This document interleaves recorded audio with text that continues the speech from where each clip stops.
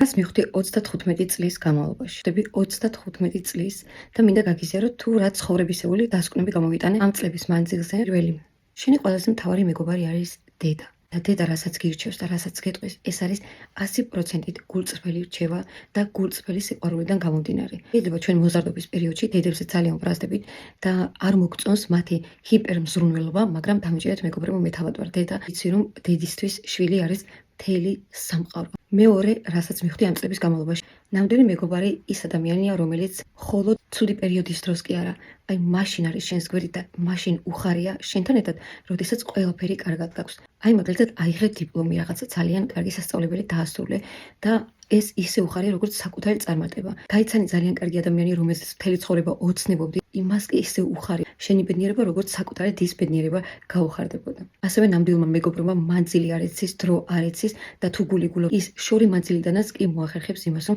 იყოს შენს გვერდით და იცოდეს შენზე აბსოლუტურად ყველაფერი. ამ საკითხში დამიჯერება, იმიტომ რომ ყავდა საზღვარგარეთ დაქალი, რომელიც ამყავდა 16 წელი ნანახი, მაგრამ ისეთი დეტალები ვიცოდით ერთმანეთზე, რომ ახლოს მყოფ დაქალებს არც კი დაესიზმრებოდა ეს ყველაფერი. კიდევ მივხვდი იმას, რომ არავინ არასდროს არ გააკეთებს თქვენს გასაკეთებას ისე, როგორც თქვენ და თუ კი მართლა ძალიან აუცილებელი არ არის, თქვენ პირად გასაკეთებას საქმეს ნურასოდეს დაავალებს სხვა ადამიანს, იმიტომ რომ მან არ იცის თქვენი საქმის სპეციფიკა, მან არ იცის თქვენ ზუსტად რა გჭირდებოდ და ეს ცოტა ისეთი საკითხი. უნდა დაფიქრდეთ, გიღებთ თუ არა გამოთავისუფლებული დრო იმად, თუ როგორ გაგიკეთებთ ის ადამიანი საქმეს, რომელიც თქვენ უნდა გაგიკეთებინათ და მას დაავალეთ. კიდევ მივხვდი მეგობრებო იმას, რომ არასდროს არაფერი არ ხდება ამ ქვეყნად შემთხვევით. ცხოვრებაში რაც ხდება, ყველაფერი არის ესე ჯაჭვით ერთმანეთზე გადაბმული და დღევანდელი ჩვენი გადაწყვეტილება ჩვენს ხვალინდელ დღეზე და ჩვენს მომავალზე ძალიან დიდ გავლენას ახდენს. აუცილებლად კარგად დაფიქრდით ხოლმე, რას საუბრობთ, როგორ იქცევით თქვენს გარშემო მყოფებს და 100-ჯერ გაზომეთ და ერთხელ გაჭერით, როგორც იტყვიან. ასევე დავწმუნდი იმაში, რომ ქალს საკუთარი პროფესია და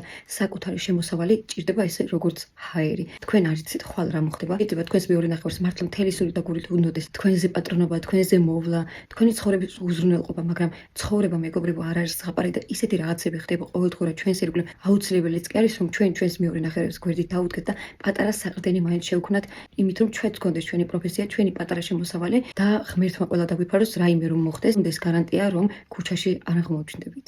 ამაზებიდან თქვენ რას ეთანხმებით და რას არ ეთანხმებით კატეგორიულად გამიზიარეთ კომენტარებში. სიამოვნებით წავიკითხავთ თქვენს კომენტარებს.